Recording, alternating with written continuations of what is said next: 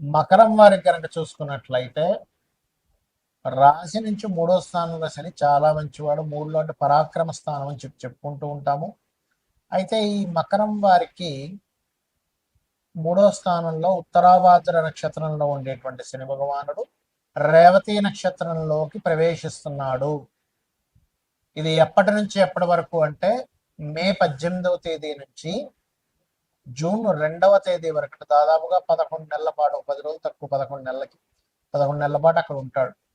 దీని మూలంగా మీకు కలిగేటువంటి మంచి ఫలితాలు ఏమిటి, ఏ దేవతారాధన చేయాలి, ఎటువంటి విషయాల పట్ల మీరు జాగ్రత్త వహించాలి అనేటువంటి అంశాలు, మరియు దేశకాల పరిస్థితులు ఎటువంటి మార్పులు ఉంటాయి అనేటువంటివి చెప్తుంది నేనైనప్పటికీ చెప్పిస్తుంది సాక్షాత్ లలితా అమ్మవారిగా భావిస్తూ ఆ లలితాంబిక అమ్మవారి యొక్క అనుగ్రహం మీకు పరిపూర్ణంగా కలగాలని మనస్ఫూర్తిగా కోరుకుంటూ, ఇక్కడ ధనస్థానాన్ని యాక్టివ్ చేస్తారండి మూడులో ఉన్నప్పుడు, ఇక్కడ రేవతి నక్షత్రంలో ఉన్నప్పుడు. అయితే అది ఎలాగా అప్పులు రావడం, అప్పుల మూలంగా కొంత స్ట్రెస్ కూడా ఇస్తాడు. మరియు మీరు కొన్ని మార్కెటింగ్ రంగాల్లో ఉండేటువంటి వారికి ఉద్యోగ అవకాశాలు ఎక్కువగా వస్తాయి. మార్కెటింగ్ రంగాలు, ఫ్యాషన్ రంగాలు, క్రియేటివ్ రంగాల్లో ఉండేటువంటి వారికి ఉద్యోగ అవకాశాలు రావడం, మెడికల్ రంగాల్లో ఉండేటువంటి వారికి, మరియు సంతానం కోసం చేసే ప్రయత్నం ఫలించడము. కాకపోతే ఇక్కడ ఏంటంటే అందానికి, కళలకి ఏవైతే దానికి సంబంధించిన కంపెనీలు ఉంటాయో అటువంటి విషయాల్లో చాలా అనుకూలంగా ఉంటుంది. అందులో ఎటువంటి సందేహం లేదు. స్లోగా వస్తూ ఉంటాయి డబ్బులు, కాకపోతే ఎంతైనా సరే వెళ్ళి బుధ నక్షత్రాల్లో ఉన్నాడుగా అప్పు అనేటువంటిది కొంతవరకు క్లియర్ కూడా చేసుకోగలుగుతారు ఇక్కడ. అంటే ఎప్పటి నుంచో ఈ లోన్స్ ఏంటో అంటే నాకు క్లియర్ అయ్యేటట్లేదు అన్నప్పుడు ఏమవుతుంటుంది అంటే, మనకి కొంచెం ధనం పెరిగింది అనుకోండి, మనకి రావాల్సిన డబ్బులో 10,000 20,000 పెరిగింది శాలరీ, అప్పుడు ఏమవుతుంది, అవి ఈజీగా కట్టడానికి ఆస్కారం పెరుగుతుంది.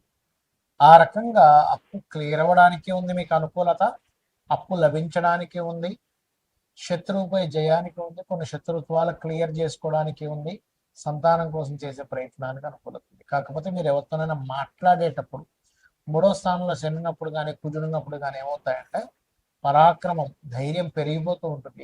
ఎలాగైనా చేసేయాలి. ఈ యొక్క కాంబినేషన్ ఏదైతే ఉందో, ఈ కాంబినేషన్ పర్టికులర్గా గుర్తుపెట్టుకోండి. మూడో స్థానంలో శని ఉన్నప్పుడు మీకు కమ్యూనికేట్ చేసేటప్పుడు కొంచెం జాగ్రత్తగా ఉండాలి.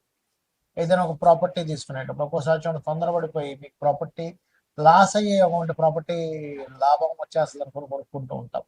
మకరం వారు పర్టికులర్గా ఇన్వెస్ట్మెంట్ చేసేటప్పుడు, అందులో ముఖ్యంగా భూ సంబంధించింది, మకరానికి భూమి కారకుడైన కుజుడు 4-11 అధిపతి కదండి. నాకు ఏ భూమి కొన్నా లాభం వస్తుంది అంటే లేదు. ఆ చతుర్థాధిపతి ఎక్కడ ఏ నక్షత్రాల్లో ఎలా ఉన్నాడో చూసుకోవాలి. కాబట్టి ఈ విషయంలో జాగ్రత్తగా ఉండండి. కాస్త వివాహము, పార్ట్నర్షిప్స్, ఇన్సూరెన్సెస్ విషయాల్లో అనేది కొద్దిగా జాగ్రత్తగా ఉండాలి.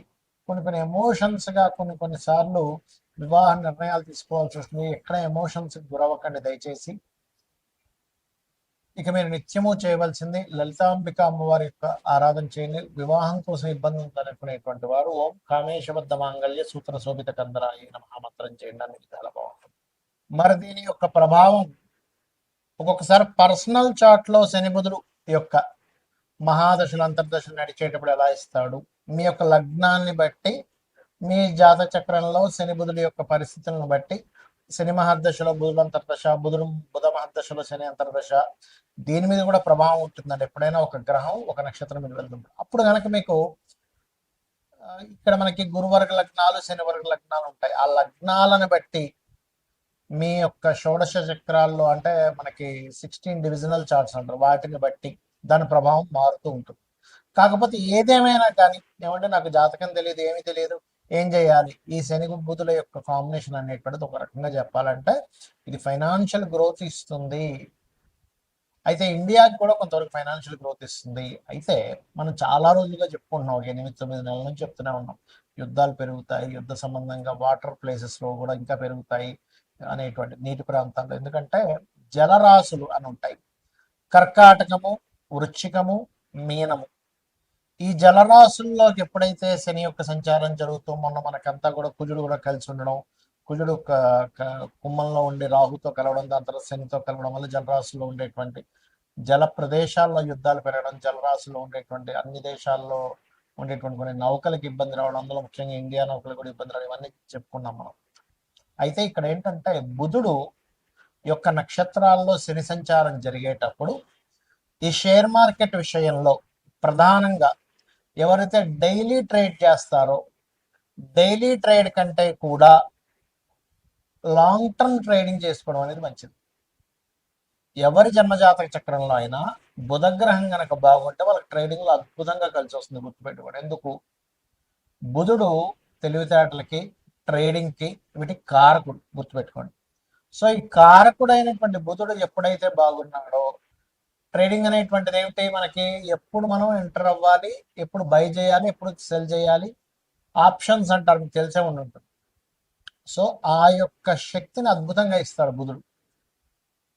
అంటే మనం ఎంత ఎమోషన్గా కనెక్ట్ అవ్వకుండా చాలా ఈజీగా ఇది వద్దులే, మనకు వస్తే రేపు మళ్ళీ చూసుకుందాంలే అని వాళ్ళకి ఎప్పుడైతే కరెక్ట్గా అనిపించింది బయటకు వచ్చేస్తాడు. ఇంకా ఆశపడ్డ ఎక్కువగా ఆశపడకుండా ఉన్న దాంట్లో సంతృప్తి చెంది బయటకు వచ్చేలా చేస్తాడు బుధుడు. అంటే బుద్ధి ఆలోచిస్తూ ఉంటుంది.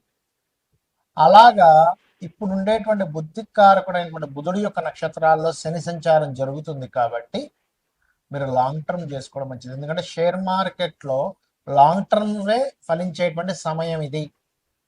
కమ్యూనికేషన్ రంగాలు మనం చాలా రోజుల క్రితమే చెప్పుకున్నాం, ఏమంటే ఈ కమ్యూనికేషన్ రంగాలకు ఇబ్బంది రానుంది అని. ఈ శని యొక్క ప్రభావం ఎప్పుడైతే బుధరాశుల్లోకి ఎంటర్ అవుతుందో ఈ కమ్యూనికేషన్ రంగాల మీద దీని యొక్క ప్రభావం చూపిస్తుంది. గుర్తుపెట్టుకోండి. అలాగే మరొక విషయం ఏంటంటే ఇక్కడ ఈ అప్పులు ముఖ్యంగా ఏంటంటే ఎవరైనా ఏదైనా అప్పు తీసుకుంటే కూడా లాంగ్ టర్మ్ తీసుకోండి. ఏదో ఏమంటే ఎందుకు ఇచ్చేస్తాను, 10,000 ఉంటాయి అంటుంటారు కొంతమంది, 1,00,000 ఉంటాయి, ఏముంది సాయంత్రం ఇచ్చేస్తాను. ఆ సాయంత్రం మీకు రాకపోగా ఈ 10 రోజులకు రావడం వల్ల 10 రోజుల తర్వాత మీరు ఇస్తారు, 4 రోజుల తర్వాత మీరు ఇచ్చేస్తారు, ఇవ్వరని కాదు. కానీ అది ఏమైపోతుంది? మాట తప్పాడు, సాయంత్రం ఇస్తా అన్నాడు, ఫోన్ ఎత్తాడు, మొహమాటం, ఫ్రెండ్ దగ్గర పరువు పోతుంది, రిలేషన్స్ దగ్గర పరువు పోతుంది. అందుకని ఏంటి, ఆ 4 రోజులు తప్పించుకొని 4 రోజుల తర్వాత ఇగో నేను ఇచ్చేస్తున్నా అంటాడు. అప్పుడు ఏమైపోద్ది అంటే ఈ శని యొక్క రాశుల్లో ఎప్పుడైతే శని యొక్క నక్షత్రం మీద ఎప్పుడైతే శని వెళ్ళి బుధ నక్షత్రం మీద ఉన్నాడో ఇదేం చేస్తుంది? బుధుడు అప్పులకు కారకుడు కాబట్టి ఇది అప్పుల విషయంలోని కొన్ని దేశాల్లో ఆర్థిక మాన్యాలు, కొంత వాయు సంబంధంగా, వాయువులో బుధుడు వాయు కారకుడు. గుర్తుపెట్టుకోండి, వాయువుకి కారకుడు కాబట్టి వాయువులు మందంగా వేయడం, వాయువులో ఒక రకమైనటువంటి విష సంబంధించినటువంటిది కొంత ఇన్ఫెక్షన్స్ రావడం, ఇటువంటివన్నీ కూడా ఇస్తూ ఉంటుంది బుధరాశుల్లోకి శని యొక్క సంచారం. కాబట్టి మరి ఏం చేయాలండి? దేశకాల పరిస్థితులు ఇలా ఉన్నాయి కదా, ఏం చేయాలి? సింపుల్గా ఏమీ లేదు, మీరు చండీ వినండి లేదా విష్ణు సహస్రనామాలు వినండి చాలు. మీరేమి వేలు లక్షలు ఖర్చు పెట్టేసి ఏదో పూజలు చేసుకోవాలని ఏమి అక్కర్లేదు. మీకు డబ్బులు లేనప్పుడు భగవంతుడు నామస్మరణ చేత, అమ్మవారి యొక్క నామాల్లో ఒక నామం ఉంటుంది, నామ పారాయణ ప్రీత నంద విద్యా నటేశ్వరి అని. అంటే నామాన్ని పారాయణం చేస్తే ఆవిడ ప్రీతి చెందుతుందట.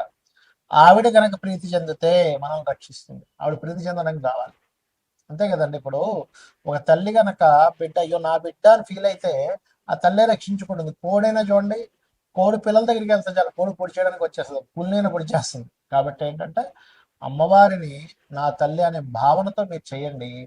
దేశకాల పరిస్థితుల్లో ఎటువంటి సిచ్యువేషన్స్ వచ్చినా కూడా మీకు ఎటువంటి ఇబ్బంది కలగకుండా ఉంటుంది. ఇంకొకటి, గోవులకి కాస్త గోంగూర బెల్లము ఎక్కువగా తినిపిస్తూ ఉండండి. గుర్తుపెట్టుకోండి, గోంగూర బెల్లం తినిపిస్తూ ఉండండి. కమ్యూనికేషన్స్ రేపు పొద్దున ఏదైనా కట్ అయినా కూడా కమ్యూనికేషన్స్ రంగాలకు సంబంధించిన ఏమైనా ఇబ్బందులు వచ్చినా సరే మనం ఎలా సర్వైవ్ అవ్వాలి అనే దాని మీద ఉండండి. ఇంట్లో చిన్న చిన్న ఇన్ఫెక్షన్స్ వచ్చినప్పుడు కొన్ని మనం మెడిసిన్స్ వాడతాం, అటువంటివి కాస్త ఇంట్లో పెట్టుకొని ఉంచుకోండి. ఎప్పుడు కూడా వాస్తు పరంగా కూడా ఇంట్లో ఎక్కువ జబ్బులు వస్తున్నాయంటే ఉత్తరం పాడవడం వల్ల వస్తాయి. గుర్తుపెట్టి, ఉత్తర ఈశాన్యం ప్రధానంగా. ఉత్తర ఈశాన్యం మృతయే ఔషధాత్కార్యేతు అనేటువంటి నామం ఉంది శాస్త్రాల్లో. కాబట్టి ఉత్తర ఈశాన్యంలో వైట్ కలర్ ఉండేలా చూసి, వైట్ కలర్ స్పేస్ ఎలిమెంట్ కారకం కాబట్టి అక్కడ మీరు చక్కగా మీ యొక్క మెడిసిన్స్, రెగ్యులర్గా వాడేటువంటి మెడిసిన్స్ ఏమైనా అక్కడ పెట్టుకుంటే ఇంట్లో ఉండేటువంటి వారికి జబ్బులు తగ్గుతాయి. ఎందుకంటే వాయుతత్వ నక్షత్రాల్లోకి వాయుతత్వ గ్రహమైనటువంటి మీనరాశిలో జల సంబంధించిన రాశుల్లోకి వచ్చినప్పుడు నీటి ద్వారా వచ్చేటువంటి జబ్బులు, వాయు ద్వారా వచ్చే జబ్బులు పెరుగుతాయి. ఈ వాయు సంబంధించినటువంటి గ్రహాలు ఈ రెండు కూడా. కాబట్టి ఏంటి, ఈ ఫలాలకి సంబంధించిన ముఖ్యంగా మామిడి పళ్ళు పండించేటువంటి వారి తోటలు రేపు తెంపుదాం ఇవాళ ఏముంది బతికిస్తే రేపు ఏదో వరగల్లో మనం రావచ్చు, విపరీతం బాగా ఎండ కొడుతూ విపరీతం వర్షాలు వస్తాయి. మీరు చూస్తూ ఉండండి, ఈ సంవత్సరం 100 సంవత్సరాల వెనక్కి వెళ్ళినా సరే ఇంత రికార్డ్ అయినటువంటి ఎండ రాదు, ఇంత రికార్డ్ అయినటువంటి వర్షము రాదు. అంత రికార్డ్ స్థాయిలో వర్షము ఎండ వస్తాయి, చూసుకొని గుర్తుపెట్టుకోండి. ఎందుకంటే ఈ గ్రహాలు ఏవైతే ఉన్నాయో అన్ని కాలసర్ప యోగంలోకి వెళ్తూ ఈసారి ఉండేటువంటి నవనాయకుల యొక్క స్థితి ఆ రకంగా ఉంది. కాబట్టి ఏంటి, మనకి ఇవన్నీ ఎందుకు చెప్పుకుంటాము, మనం ముందు రక్షింపబడాలి. ఓహో బాగా వర్షాలు పడతాయి అనమాట, ముందుగా తీసేస్తే పని అయిపోద్ది, రేపు ఎల్లుండి వారం తర్వాత చూద్దామని బద్దకించొద్దు. ఇంకా సమయం రాలేదు, దట్ ఈస్ డిఫరెంట్ కేసు. ఇంకా పండలేదు పంట, దాన్ని వదిలేయడం అది వేరు. కానీ పంట పండకముందే తీసేయమని చెప్పట్లు. పంట పండిన తర్వాత కూడా నెగ్లిజెన్సీ చెయ్యకూడనటువంటి స్థితులు ఉన్నాయి. ఈ విషయంలో జాగ్రత్తగా ఉండండి. అలాగే బుధవారాలు శనివారాలు అప్పుల విషయంలో చాలా జాగ్రత్తగా ఉండండి. అప్పులు ఎవరికి ఇవ్వడం తీసుకునే విషయం బుధ శనివారాలు అవాయిడ్ చేయండి. మంగళవారం కూడా అసలు తీసుకోకూడదు అని చెప్తున్నాను నేను మీకు. అవాయిడ్ చేయండి. బుధ శనివారాలు ఎట్టి పరిస్థితుల్లో blue and green colours avoid చేయండి. ఎందుకంటే కలర్ని ఆశ్రయించి, రంగును ఆశ్రయించి కూడా ఉంటుంది. మీ పర్సనల్ చార్ట్లో బుధుడు బాగున్నాడు, శని బాగున్నాడు, నాకు బ్లూ అండ్ గ్రీన్ కలర్స్ బాగా కలిసి వస్తుంది, దట్ ఈస్ డిఫరెంట్ కేస్. కాబట్టి ఇవి పాటించండి. ఖచ్చితంగా అమ్మవారి అనుగ్రహంతో మీకు బాగుంటుంది, బాగుండాలని మనస్ఫూర్తిగా కోరుకుంటూ శ్రీమాత్రే నమః.